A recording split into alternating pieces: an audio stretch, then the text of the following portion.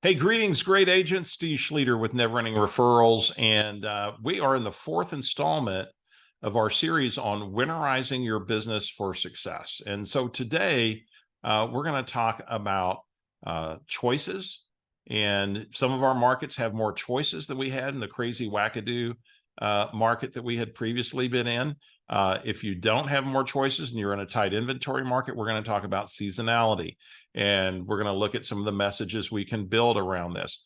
We're also going to talk about concessions and how we can use data and statistics to help us build a message around some of the concession opportunities that might exist in some of our markets. And again, this may be more of a seasonal matter in places where we have really tight inventory. So that being said, let me go back to one of the fundamentals we covered in our first video that I would encourage you to go back and watch to make sure you have a good foundational perspective on the journey we're on here. And we talked about messages and MOFers. You know, Gary Keller shared with us at the beginning of this shift. He said it's the agent with the right messages that match the market, combined with the right offers, MOFers, making offers for immediate response, that's going to win the market. And so in this segment, we're going to look at, one offer that maybe we could put out regarding interest rates. And especially if I have a little inventory and maybe some concessions and what message we can build around that. We're going to talk about less competition, whether it be seasonally or whether it be, as in my markets, we actually have more inventory than we've had in a while. And in order to kind of demonstrate some of this and how we might have some of these conversations, once we put that message out there, ideally we want to get to that kitchen table and we want to educate that consumer about the trends and the opportunities. And I want a little word of caution. I mean, there's so many of us, we're so skilled at, dialogues and conversations to help overcome objections, if you will. And I'm going to give you an air of caution on that right now. And I want to go back to something, when COVID started, we started talking about service first, sales second. And we can sales technique people and we can have dialogues that, get them to overcome the objection of interest rates or whatever it is. I would say take the time to educate people. First, you have to educate yourself. And what is the message? And we've covered some of those already. That what do we do to educate that consumer? And because if we don't educate them well, the first bad news they see in the media, they're going to bail out of a transaction and they're going to be in fear. And if we haven't equipped them right, then they get scared off by bad news or by headlines and things that might not even be relevant to your local market. That's maybe big national media. So that being said, let me share my screen and I'm going to take you to our some pages from our consulting guides in the markets that I serve, which are Williamson County, Texas, which is the Austin northern suburbs, which is a completely different market than the other market we serve, San Antonio. So this is a cover of our consulting guide. We service the entire Williamson County and Austin area there. And then, of course, our San Antonio metro housing market guide. And so as we dive into this, we're going to talk first about opportunities. And so if I were sitting down with the consumer and I put a message out regarding choices, and maybe that message is something that that you have 3 times the choices today, and I could combine it with some other messaging as well. And yet also look at the resources around you to help you build the conversation with the consumer. One of the things we would address is supply and demand. San Antonio right now, we have a little bit of a surge in inventory, not a lot, and yet we have still a chronic housing shortage. So one would make the case that surge is temporary because San Antonio still needs 65,000 more housing units for a healthy housing market. And then when you look at the sheer demand, San Antonio was ranked, according to the Census Bureau, 2021, as fastest growing city by numeric growth for that census period, more than Phoenix, more than Fort Worth. And one of our suburbs, New Braunfels, 8.3% growth in that same period. Now, by the way, in our Austin markets, Georgetown and Leander are part of that Williamson County market that I'm in, and those were the top two.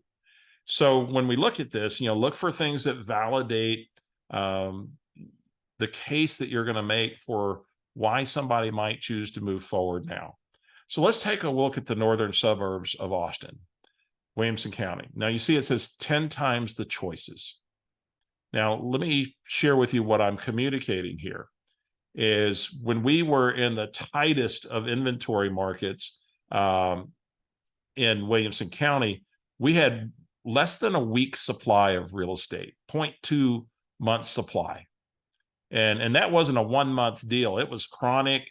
By the time we got to May of 2022, it had come up to a month. And by the way, you notice that's when we saw our price peak of 510 as we were coming out of the crazy thin inventory markets of 2021. And then as it started to build in 2022, we hit the peak. Then, of course, the market hit its trough at 410. Now, by the way, from peak to trough, that was a 19.6% give back to the market from its peak. Now, it's important that we communicate that because people are going, well, is the market going to crash? It already gave back 19.6%. Kay Schiller, other economic experts, if you went back and studied what they were predicting at that time, they said markets like Boise, San Diego, Austin would give back 20 to 25% of the market. So is there more downside? Well, according to them, there could have been. And yet what we've seen since the February 2023 trough is we've seen a bounce back. And we're now, we bottomed at 410. We're now at 428. We've got 3.1 months supply of inventory. So that's where the 10 times the choices come from. We were at a week's supply, and now we've got 3 months supply. And so it might actually be a little bit more than 10. And when you take that into consideration, that, okay, so we've got 2,700 listings, and yet that's not a tremendous amount. We want to also help the consumer understand that we don't have a glut of housing. It's just 3 months supply. And if we go back to just pre-pandemic, when we were already in a seller's market, a competitive market, we had 2.5, 2.6 months supply, and look at the number of homes, 2,500, 2,400. And we've got 2,700 now. So we've kind of gone to a normal market today, and this time of choices might be short-lived. Similar in our San Antonio market. Experts predicted that markets like San Antonio that didn't see as crazy a run-up would still give back high single digits. And you can see from peak to trough, we gave back 9.5%. We've got 11,000 listings, 3.9 months inventory. And contrasting that to our low of 1.1 month, we've got 3 times the supply. And I can go up here pre-COVID and share with you that at that time we had 10,007, 10,500, 3.8, 3.7 month supply in what was just a normal seller's market, not a crazy market.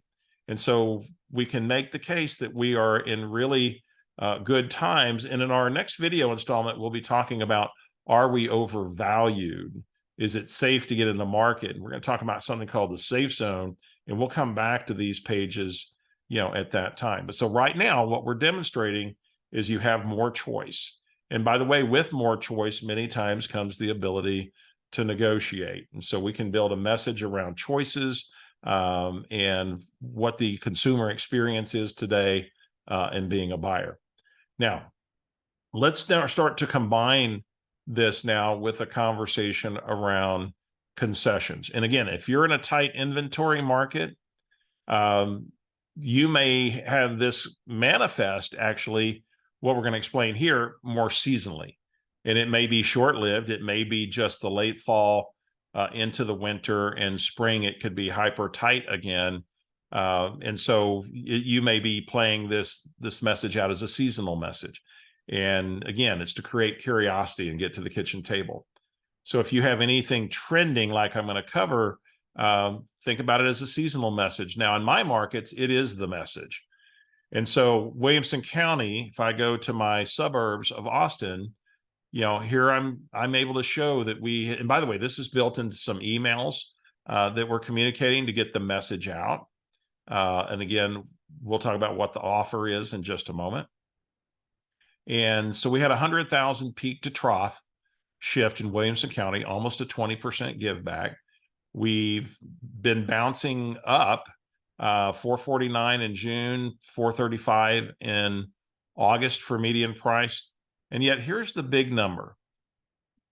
Average list to sales price ratio, 94.8%. Again, that's versus original list price. Georgetown, one of our markets there, is giving back 21.3%, 94.7% of original list price. In our San Antonio market, again, 10% give back in San Antonio, 94.7% of list. Shirts is giving back 13.5%, 94.9% list price, list sold to original list price. Now, when we think about this, what are some of the messages that we can build into this? Let's go back to our interest rate conversation. And we were talking about rates were really not far above normal historical trends. And yet we got spoiled with really low interest rates. And I might put a message out there that said, did you know that you can still get an interest rate of 6.25% on a 30-year fixed mortgage? Call me for details. This is a limited opportunity based upon,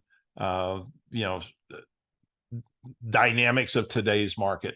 And it's built through seller concessions. I can put some fine print in there.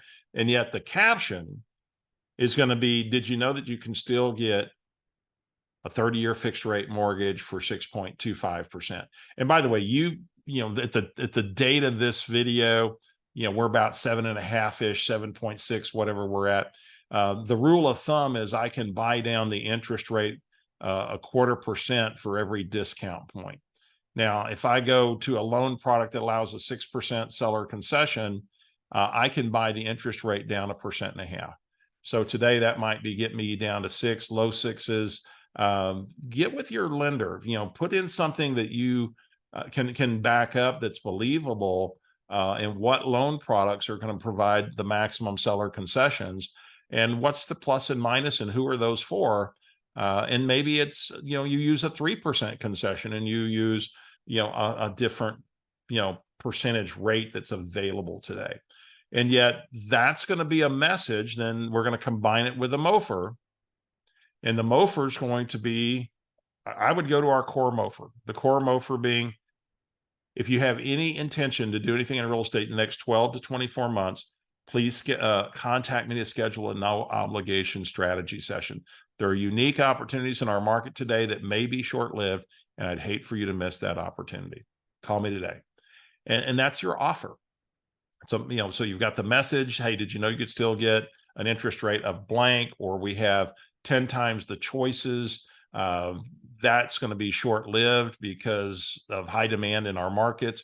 And again, go back to resources that can support your story. Here was a USA News that talked about mortgage rate buy downs and the opportunity there in Austin. And yet up here, it said, given the enormous popularity of the greater Austin, Texas area for online searches, newcomers, employment growth, blah, blah, blah. Essentially, one can make the case that these incentives, and they're not going to be there forever. This is an opportunity where the market is a little quieter, with people adjusting to higher interest rates, uncertainties in the economy, and yet the core real estate market, we can make the case is extremely stable, at least in my markets. It's already done the give back that it's going to do, at least for the most part. We've definitely reached a place that we would call the safe zone. And that's going to be the topic of our next video as we get into looking at, are we overvalued? That comes up. Is the market going to crash? Is it a bad time to get in the market? And of course, remember that all markets are local. Your job is to be the trusted guide, to make sure you take what I'm sharing and interpret it for your market. And I trust this is giving you direction on what some of the conversations might look like to be that trusted advisor with the people you consult, to get to the kitchen tables and educate them. So we'll see you on the next video as we talk about, are home prices overvalued? There you go.